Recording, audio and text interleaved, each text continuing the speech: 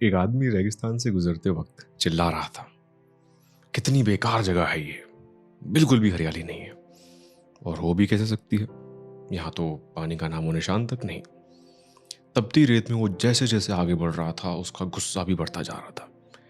अंत में वो आसमान की तरफ चिल्लाते हुए बोला, क्या भगवान, आप यहाँ पानी क्यों नहीं देते? अगर यहाँ पानी होता तो कोई भी यहाँ पेड़ पौधे लगा सकता था और फिर ये जगह कितनी खूबसूरत बन जाती। ऐसा बोलकर वह आसपास की तरफ देखता गया और मानो कि वो भगवान से कुछ आंसर मिलने की राह देख रहा था। तभी एक चमत्कार होता है। नजर झुकाते ही उसके सामने एक कुआं नजर आता है। वह उस इलाके में बरसों से आ जा रहा था, पर आज तक उसे वहां कोई कुआं नहीं दिखाई दिया। वह सरप्राइज हो गया और दौड़कर उस कुएं के पास गया। कुआं पानी से भरा हुआ था। उसने एक बार फिर आसमान की तरफ देखा और पानी के लिए धन्यवाद करने की जगह महाशय ने यह कहा कि पानी तो ठीक है, लेकिन इसे निकालने के लिए कोई उपाय भी तो होना चाहिए।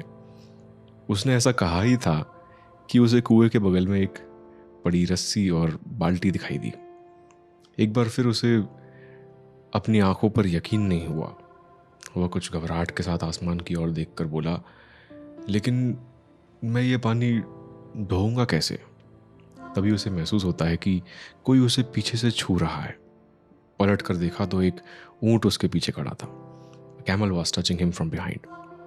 अब वह आदमी एकदम परेशान हो जाता है और उसे कुछ गड़बड़ लगती है और फिर वहां से वो बचकर निकलने के लिए ऊपर देखकर बोलने लगता है कि भगवान, मैं ये सब कर तो दूं, लेकिन आसपास के गांव वाले मुझसे कुछ ज़्यादा ही खुश होकर यहाँ पर हरियाली लाने के काम में मुझे हमेशा के लिए रख दे तो।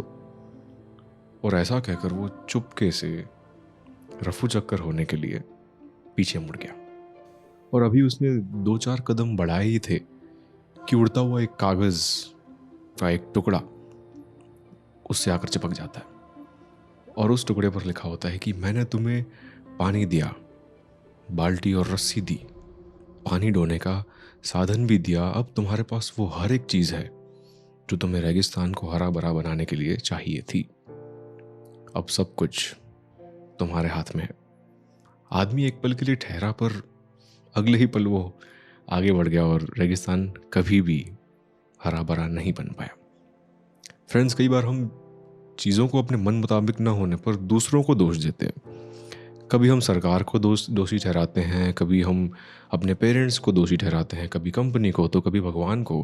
पर इस ब्लेम गेम के चक्कर में हम इस इम्पॉर्टेंट फैक्ट को इग्नोर कर देते हैं कि इंसान होने के नाते हम में वो सारी कैपेबिलिटीज़ हैं कि हम अपनी सभी सपनों को साकार कर सकते हैं।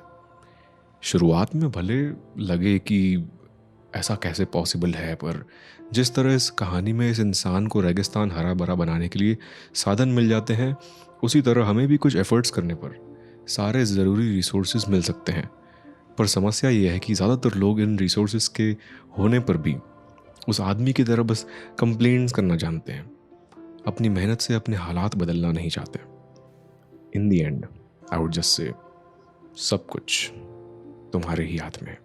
Stop complaining and start doing. All right? I'll see you in the next one. Until then, remember, keep shining.